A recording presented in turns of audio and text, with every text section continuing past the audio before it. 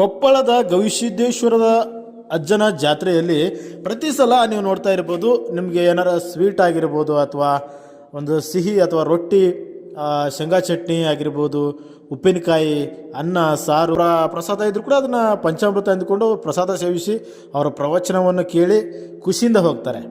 ಆದರೆ ಈ ಬಾರಿ ಅಜ್ಜನ ಜಾತ್ರೆಯ ಪ್ರಸಾದದಲ್ಲಿ ವಿಶೇಷನೇ ಇದೆ ಭಕ್ತರಿಗೋಸ್ಕರ. ಅದೇನಪ್ಪ ಅಂದರೆ ಮೈಸೂರು ಪಾಕು. ಅದು ಒಂದಲ್ಲ ಎರಡಲ್ಲ, ಬರೋಬ್ಬರಿ 10 ಲಕ್ಷ ರೂಪಾಯಿ ವೆಚ್ಚದಲ್ಲಿ ನಮ್ಮ ಕೊಪ್ಪಳದ ಗವಿಸಿದ್ದೇಶ್ವರ ಮಠದ ಅಜ್ಜನ ಜಾತ್ರೆಯಲ್ಲಿ 10 ಲಕ್ಷ ರೂಪಾಯಿ ವೆಚ್ಚದಲ್ಲಿ ಮೈಸೂರು ಪಾಕ್ನ ಭಕ್ತರ ಸಲುವಾಗಿ ನೀಡೋಣ ಅಂತ ಈ ಮಹಾದಾನಿಗಳು ಹಾಗೂ ಮಠದವರು ಎಲ್ಲರೂ ಸೇರಿಕೊಂಡೇ 10 ಲಕ್ಷ ರೂಪಾಯಿ ವೆಚ್ಚದಲ್ಲಿ ಮೈಸೂರು ಪಾಕನ್ನು ಭಕ್ತರ ಸಲುವಾಗಿ ತಯಾರು ಮಾಡ್ತಾ ಇದ್ದಾರೆ.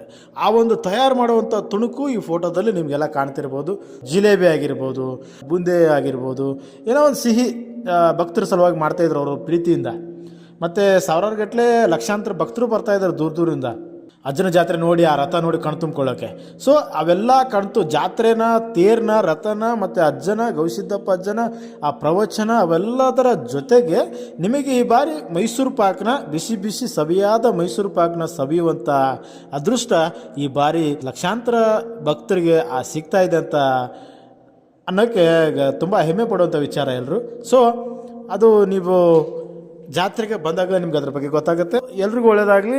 ಈ ಬಾರಿ ಜಾತ್ರೆಗೆ ಬನ್ನಿ, ಮೈಸೂರು ಪಾಕ ಪ್ರಸಾದದ ರೂಪದಲ್ಲಿ ಸವಿರಿ, ಅಜ್ಜನ ಜಾತ್ರೆನ ವಿಜೃಂಭಿಸ್ರಿ, ಸಂಭ್ರಮ ಮಾಡಿರಿ.